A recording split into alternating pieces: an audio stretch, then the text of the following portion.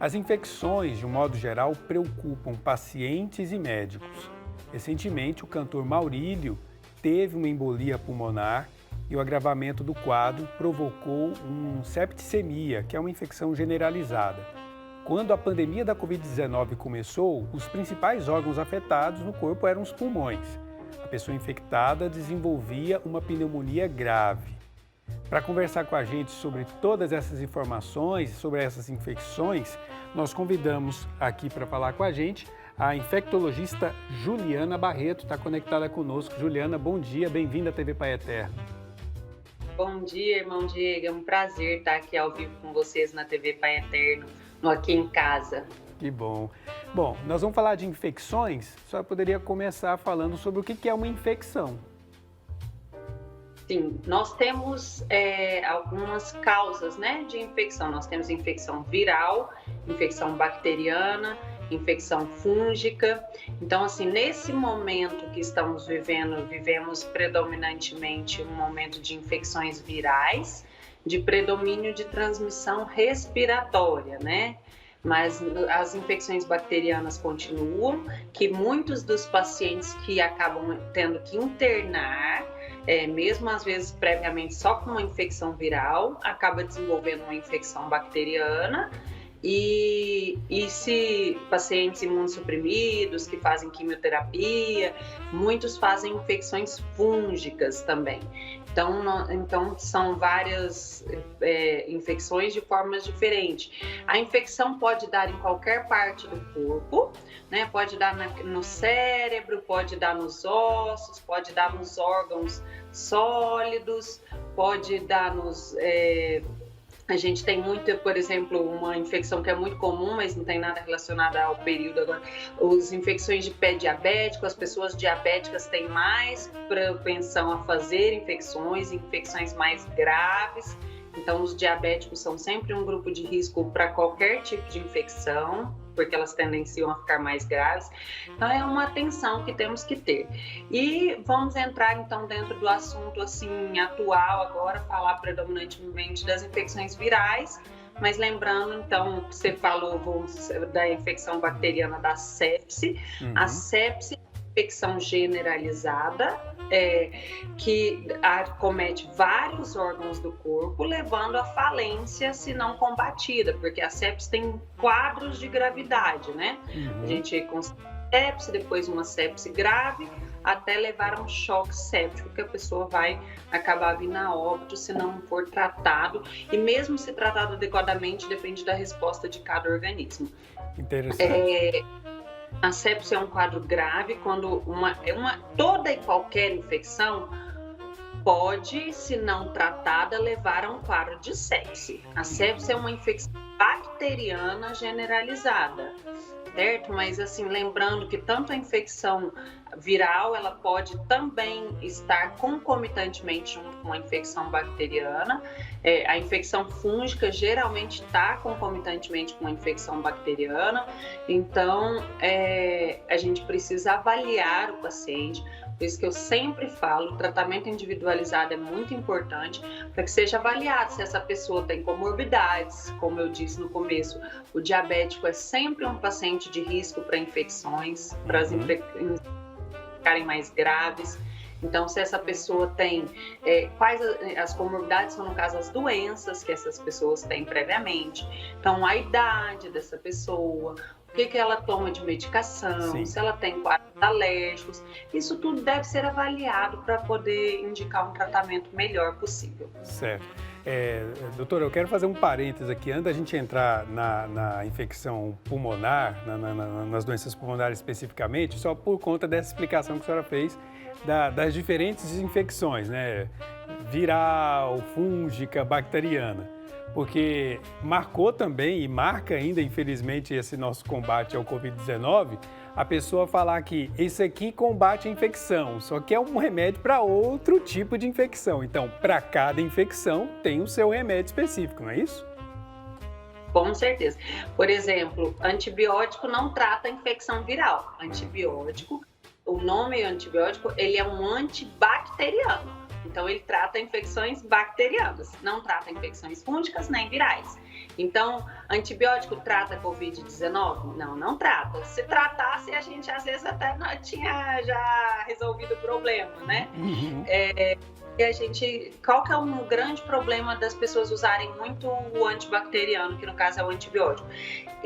Gera muita resistência bacteriana. As bactérias, de tanto terem contato, né, com aquele tipo de antibiótico sem necessidade, vão desenvolvendo resistência. E aí, realmente, quando às vezes a pessoa precisar de usar porque ela está com uma infecção bacteriana mais severa, a gente tem uma gama pequena, às vezes, de antibiótico que aquela pessoa responde. Isso é ruim, né? Nós não temos tantas classes de antibióticos assim, tem dificuldade em surgir novos antibióticos, então com a alta resistência hoje pela população, pelo uso demasiado, desenfreado e muitas vezes, mesmo tendo exigência da receita, eu não sei como, muitas pessoas conseguem, meu vizinho está tomando, eu vou tomar também. Gente, eu vou frisar bastante nisso. Tratamento é individualizado, não é porque seu vizinho está tomando serve para você, cada doença é cada doença. Então, para tratar Covid, antibiótico não trata. O que às vezes, muitas vezes acontece, é que a pessoa está com Covid-19, por exemplo, que é uma infecção viral, e concomitantemente, ao mesmo tempo, ela está com uma infecção bacteriana também. Por exemplo, ela pode estar com sinusite bacteriana junto. Então, aí sim, se ela tiver necessidade de usar o antibiótico, ok. E quem que vai julgar isso? O médico que estiver atendendo. Por isso é importante passar por uma consulta. Exatamente. Esse, inclusive, era o comentário que eu queria que a senhora fizesse. Quem receita o remédio é o médico. E quem tira o remédio também é o médico. Porque tem gente que toma 2 dias e fala, não, tá legal, não vou tomar mais o remédio. Não é por aí, né? Exatamente, porque aí a gente só vai induzindo esse poder de resistência bacteriana e vamos aumentando as resistências e não temos uma gama de medicação tão grande assim. E a gente tem que tentar preservar, né, as nossas medicações para que no dia que você possa precisar usar, você realmente não tenha resistência a nenhum antibiótico. Muito bem, agora falando das doenças pulmonares. Num ataque viral, o pulmão, quando ele é atacado, como é que ele dá sinais da sua fragilidade, daquela doença respiratória que está se desenvolvendo? Ótimo. Nós temos, vou classificar assim só para ter uma diferença, o pulmão está na via aérea inferior. Nós temos também as doenças superiores e as doenças de vias aéreas inferiores. As doenças de vias aéreas superiores, que acometem nariz, ouvido e garganta, né? São as doenças que a gente tem aí, a rinite, a sinusite, a otite, são as mais comuns, a amigdalite. E as doenças de vias aéreas inferiores são as doenças que acometem o pulmão. Nós temos doenças agudas, que são predominantemente as virais e bacterianas e fúngicas, e doenças crônicas, por exemplo, os pacientes tabagistas, né, que já entram nas crônicas, a pessoa fica ali com a doença pulmonar obstrutiva crônica, o famoso DPOC, o famoso enfisema pulmonar. Então, vamos falar predominantemente hoje das doenças agudas pulmonares. Essas doenças agudas pulmonares são predominantemente, então essas doenças, como que você contrai? Pelas vias aéreas, né? Então, respirando mesmo, pelo ar, você vai ter esse contato e por isso hoje a importância do uso das máscaras, né? Você pega, por exemplo, as doenças virais, que são de fáceis transmissão, como a exemplo nosso maior no momento, a influenza e a Covid-19. Você pega essa doença entra pela via aérea superior e vai para a via aérea inferior, que é o pulmão. Cada pulmão vai ter uma forma tanto de identificar esse vírus, como também de combatê-lo. Se a pessoa já tem uma doença prévia, por isso que sempre entra no grupo de risco as comorbidades, se ela já tem uma doença prévia, por exemplo, um DPOC, o pulmão dela já não é totalmente estabelecido, ele já tem uma deficiência. Se ela já tem uma asma, se ela já tem uma bronquite, se ela já tem uma fibrose cística, então se ela tem qualquer doença pulmonar, ela já tem cometimento, então ela vai ter mais dificuldade de combater aquele vírus que está ali ou aquela bactéria. Já a pessoa que não tem essa comorbidade, não é diabética, não é obesa, não é hipertensa, por que eu falei principalmente dessas doenças? Porque a obesidade, o diabetes e a hipertensão são doenças inflamatórias crônicas, essa pessoa já é inflamada. Então, o pulmão, as células pulmonares dela também são inflamadas. E aí ela contrai um vírus que vai levar a uma inflamação, que é no exemplo do coronavírus. Sim. Então, se ela já é inflamada e pega um vírus que inflama, ela vai ser muito inflamada. A pessoa que não é inflamada previamente, de repente ela vai ficar pouco inflamada, que é isso que a gente sabe. Então, é importante nesse momento esse cuidado do distanciamento, do uso das máscaras, da higienização, porque toda hora a gente leva a mão na boca e no nariz. Isso é natural de todo mundo, a gente leva sem perceber. E aí, se você tá com a máscara, você evita isso. E se sua mão tá higienizada o tempo todo, também você evita de levar contaminação. E aí, cada pulmão vai combater de um jeito, né? Então, o que acontece? Muitos não vão dar conta de fazer a troca aérea gasosa entre o ar externo e o ar interno. Aí nessa foto, por exemplo, você mostra um pulmão totalmente doente e um pulmão sadio. Então as células pulmonares vão estar ali tentando trocar o ar, né? O ar externo com o ar interno. E quando está combatido, quando os brônquios, os bronquíolos, que são a árvore brônquica, né? Que vai até no fim do pulmão para chegar oxigênio em todo o pulmão, às vezes não consegue fazer essa troca, porque tem um vírus ali impedindo que faça essa troca. Aí, qual que é um grande problema do momento, que no caso do coronavírus em específico, que nós não temos um antiviral específico que combate o coronavírus, por exemplo, como nós temos a influenza, que é o oseltamivir.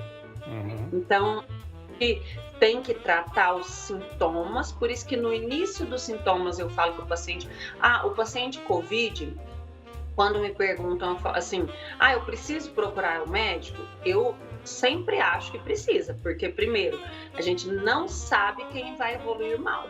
Não é porque a pessoa não tem nenhuma comorbidade que ela não vai evoluir com gravidade. A tendência é que não, mas pode ser que evolua. E aí, se está tendo acompanhamento médico, nós médicos já sabemos os sinais iniciais que indicam gravidade. Então, a gente pode ter uma intervenção rápida, evitando que o paciente acabe indo para uma UTI na óbito, né? Só que aí hoje nós temos um problema, até hoje via uma associação médica dizendo para as pessoas que têm sintomas só chegarem nos postos se tiverem sintomas graves, por conta da sobrecarga do sistema. É uma limitação, digamos, momentânea que nós estamos tendo aqui no país. Mas aí... Pode falar, doutora. Não, pode falar. Não, eu queria fazer a pergunta sobre a Ômicron, porque dizem que ela não ataca severamente os pulmões. Isso é verdade ou é mito? Não, isso é verdade, não em todos os casos. A Ômicron já se confirmou que ela não tem muita filia, que a gente usa o termo muito tropismo, pelas células pulmonares. Por isso, nós estamos vendo um grande número de pessoas infectadas, mas não estamos vendo demasiadamente grande número de pessoas graves. Mas aí você fala, não, mas já está lotado os hospitais. Realmente está, porque uma vez que muita gente se contamina, tem as pessoas com comorbidades, e essas pessoas acabam não evoluindo tão bem, mesmo com menor tropismo e menor filia pelas células pulmonares da Ômicron. Isso é uma verdade. Ela tem mais tropismo pelas vias aéreas superiores. Então, o que são as queixas que a gente tem visto mais predominante da Ômicron? Dor de garganta, né? A odinofagia, a pessoa fala que está com muito incômodo na garganta, como se ela estivesse ali com uma infecção bacteriana, mas é uma infecção viral. Às vezes até dor no ouvido, coriza nasal ou obstrução nasal, sente como se tivesse com uma sinusite mesmo, essa região aqui toda obstruída. Então, a pessoa sente muita cefaleia, o nariz entupido. Então, dor de garganta são as queixas predominantes que nós estamos vendo da Ômicron. Então, mais de via aérea superior. E aí a gente vai tratar mais com sintomáticos, né? Entendi. Mas cada é avaliada. Por isso, menos internações. Ainda bem. Ainda bem. Porque junto com esse pessoal que está internado, além do pessoal que tem as comorbidades que a senhora relatou, tem aqueles que não se vacinaram. A maioria. Não posso dizer todos, mas a maioria sim, são os não vacinados. E também um motivo que a gente tendencia, porque vírus vai replicando, fazendo mutações, de acordo com o que ele vai evoluindo, isso é o normal. Alguns vírus mutam mais, alguns vírus mutam menos, e a gente já viu que o coronavírus muta bastante. O que acontece? A vacina está mostrando aí com esse menor poder de letalidade da Ômicron já o poder da vacina. Porque há um ano atrás a gente tinha aí, né, a Delta, que tinha um grande poder de letalidade, os pacientes, mesmo jovens, muitos internavam, uma grande quantidade de óbitos, e agora a gente vê muitos casos, porque se infecta muito, mas poucos internados e poucos óbitos. Então, mostrando aí que a vacina ganhando força mesmo dos casos, né? Ganhando força para combater o vírus. Você pega, mas você não evolui com gravidade. Isso é muito importante. Reforço mais ainda a necessidade de vacinação. Alguns casos vão evoluir com gravidade, igual nós vimos, já tem casos de óbitos pela Ômicron. Então, assim, não tem como falar que todos vão evoluir bem. Isso a gente não consegue afirmar. Né? Isso mesmo entre vacinados, né? Mesmo entre vacinados. Agora, a pergunta que você falou, do sistema de saúde. Eu entendo, o sistema está lotado, mas a pessoa que tiver qualquer possibilidade de recurso, eu acho que a pessoa deve sim passar por uma consulta, porque o sintoma pode ser leve inicialmente e pode complicar. Então, eu acho que ela deve ser avaliada sim, essa é a minha opinião. Até a gente acompanhou casos ao longo dessa pandemia de pessoas que estavam bem e em poucas horas o caso evoluiu para muito grave e chegou até a óbito. Porque nós estamos vendo o filme ser construído na nossa frente, né? Então a gente está assistindo e conhecendo a doença agora. E aí, doutora Juliana, que eu quero falar do pessoal que já teve Covid. Porque no pós-Covid parece que mesmo depois da pessoa curada, o pulmão não volta a mesma coisa, parece que nunca mais volta a funcionar igual, além de outras sequelas, mesmo as pessoas reclamam que a cabeça não funciona igual, tal. Tem percebido isso mesmo? Bom, Diego, assim, as sequelas que vamos ter, assim, absolutas dessa pandemia ainda não temos dimensão, né? Que com certeza serão muitas. Vou começar comentando nem de uma sequela pulmonar, de uma coisa que você comentou aí das sequelas tanto psicológicas, psiquiátricas, que são muitas. É uma doença que gera uma grande ansiedade nas pessoas, uma ansiedade que eu entendo super, que é o medo de morrer. Então, assim, isso, as pessoas têm até, eu sou cristã, sou católica e, né, acredito na vida eterna, então, assim, isso a gente tem que ter muita fé mesmo, porque é lógico que um familiar da gente estando doente, a gente fica muito afetado, então, é uma doença que leva grande ansiedade, aumenta os casos de depressão pelo fato do isolamento, a gente viu que o isolamento é necessário, mas aumenta muito os casos de depressão, né? Porque o brilho do sol, nós temos um país tropical, a gente sabe quanto isso facilita, a convivência social, o poder conversar com um irmão, com um amigo, isso é muito importante, o poder estar na igreja, o poder conviver socialmente, isso é muito bom para a cabeça. Essa questão do esquecimento tem sido uma queixa muito, muito comum. Eu falo por mim mesma, eu tive Covid, né, há mais de um ano atrás, bem no início da pandemia mesmo, então eu fiquei um tempo, assim, uns 3 meses para eu sentir que eu tinha recuperado a minha memória, que eu via uma debilidade muito grande, às vezes deu saber o que eu queria falar, mas não lembrava o nome, assim, então às vezes eu ficava no meio da conversa, eu tinha que parar isso para falar coisas que eu falo todo dia, sabe, nome de medicações, enfim, tive que parar um tempo que fiquei debilitada, então isso é uma coisa real. A outra coisa que você falou das sequelas pulmonares, tudo depende de quanto seu pulmão foi agravado. As pessoas que internam, que ficam em ventilação mecânica, podem ter sequelas pulmonares graves. Então aí a fisioterapia respiratória entra com grande importância para essas pessoas por tempo demasiado. E às vezes a sequela pulmonar vai ficar porque o comprometimento pulmonar foi muito grande. Os comprometimentos pulmonares menores a gente tem visto regressão total, mas às vezes demora, né? Demora aí uns 6 meses para a pessoa recuperar. A perda do olfato e do paladar, a gente tem visto caso aí de 8 meses ainda mantendo e sem recuperação. que é, né, essa perda do cheiro, do paladar também. E então, cada caso a gente tem visto sequelas, sim, sequelas graves, a gente tem visto aumentado o número de casos de infarto. Por quê? De infartos e doenças cardíacas. Aumenta, sim, ela é uma doença pró-inflamatória, aumenta muito o risco de inflamação. Então, a pessoa que já tem uma placa de gordura ali, uma placa de ateroma, vai aumentar o potencial dela obstruir em um tempo. Então, essas pessoas, eu falo assim, eu hoje, nesse momento, irmão Diego, eu estou gestante, então eu estou atendendo só por telemedicina, não estou atendendo presencialmente, pelo risco, né? Porque a gestação é outro fator de grande risco para essas doenças. Então, eu acompanho pacientes pós-Covid e a gente consegue rastrear muitos desses casos, os pacientes, o risco de trombose, que é importantíssimo a gente lembrar. Então, a gente rastreia os casos para os riscos de trombose, para os riscos de doenças ateroscleróticas, fazer um rastreio pós-Covid, isso é muito importante. E eu consigo fazer isso tudo pela telemedicina, porque a gente consegue pedir os exames, marcar e ajuda muito as pessoas. Então, é uma ferramenta boa hoje que temos para isso. E é necessário que esse paciente faça esse acompanhamento pós-Covid, porque para evitar esse tipo de sequela que vai descobrir acabando com uma doença, às vezes, letal. Aí que é interessante, né? Você disse muito bem o acompanhamento. Quando a doença é descoberta, durante a infecção, né? Digamos ali esse período de 14 dias, que pode ser maior ou menor, dependendo da pessoa, e depois da recuperação, porque ficam sequelas. Um pulmão sequelado, porque a pessoa teve Covid, e se não for bem tratado, ele é suscetível à infecção de repetição? Isso tanto para Covid como para qualquer doença respiratória?